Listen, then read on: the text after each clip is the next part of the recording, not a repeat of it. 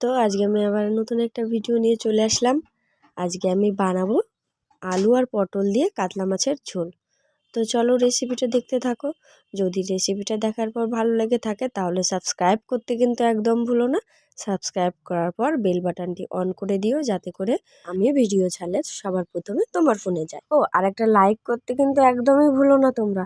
তো চলো, এখানে আমি সবার প্রথমে আলু আর পটলগুলো ভালো করে ধুয়ে পরিষ্কার করে কেটে নিয়েছি।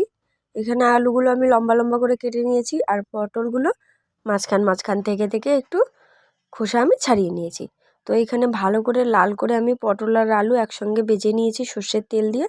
তারপরে ওই আলুগুলো আর পটল তুলে নেওয়ার পর ওই তেলের ভিতরে আরেকটু তেল, সর্ষের তেল দিয়ে তার ভিতরে আমি দিয়ে দিলাম জিরে ফোড়নে, আর দিয়ে দিলাম পেঁয়াজ কুচি পরিমাণ মতো।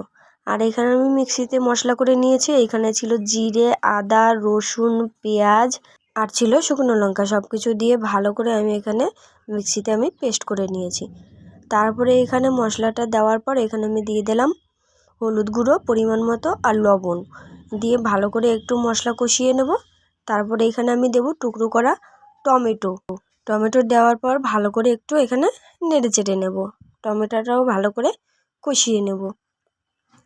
তারপরে এখানে দেখো ভালো করে আমি একদম সুন্দর করে কষিয়ে নেব। তারপরে এখানে আমি দিয়ে দেবো ভেজে রাখা আলু আর পটল। এখানে আলু পটল কিন্তু আমি অনেক সুন্দর করে ভেজে নিয়েছিলাম, একদম লাল করে সিদ্ধ হয়ে গেছিলো, একদম আলু পুরোটা সিদ্ধ হয়ে গেছিলো।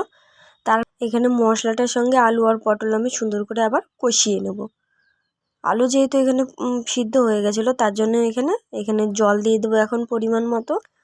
অল্প জল দেওয়ার পর তারপরে আমি একটুখানি ফুটিয়ে নেব। জল ফুটে গেলে তার ভিতরে দিয়ে দেবো মাছগুলো। এখানে ছিল কাতলা মাছ, ছিল। আর আলু আর পটলের তরকারি কার কার পছন্দ তোমরা কিন্তু কমেন্ট করতে ভুলো না, আর একটা লাইকও করে দিও।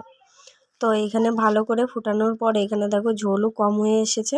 তো এখানে ভালো করে ঝোল ফোটানো হয়ে গেছে। তারপরে আমি উপর থেকে দিয়ে দেবো একটুখানি গরম মশলার গুঁড়ি। আর তোমাদের যদি ভালো লাগে তাহলে তোমরা উপর দিয়ে একটুখানি গরম মশলা দেওয়ার পর উপর দিয়ে একটুখানি ধনে পাতাও দিয়ে দিতে পারো। যেহেতু ধনে পাতা আমার কাছে এখন নেই, তার জন্য আমি এখন উপর দিয়ে ধনে পাতা দেবো না। তো এখানে আমার একদম রেডি হয়ে গেছে সবজি। তো চলো এবার নামাবো। তো ভালো করে আমি এখানে আবার একটু নেড়ে চেড়ে নিলাম নামানোর আগে। তো এখানে আমি এখন নামাবো। আর কালারটা কেমন এসছে তোমরা কিন্তু বলতে একদম ভুলো না। কালার কেমন এসে, আর খেতেও ছিল দারুণ টেস্টি একদম।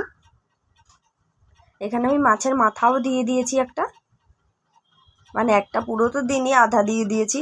তো এখানে দেখো নামানোর পরে কেমন লাগছে। আর খেতে তো দারুণ ছিল, রুটি বা ভাতের সঙ্গে গরম গরম একদম টেস্টি লাগে। তো ভিডিওটা ভালো লাগলে সাবস্ক্রাইব করতে কিন্তু একদম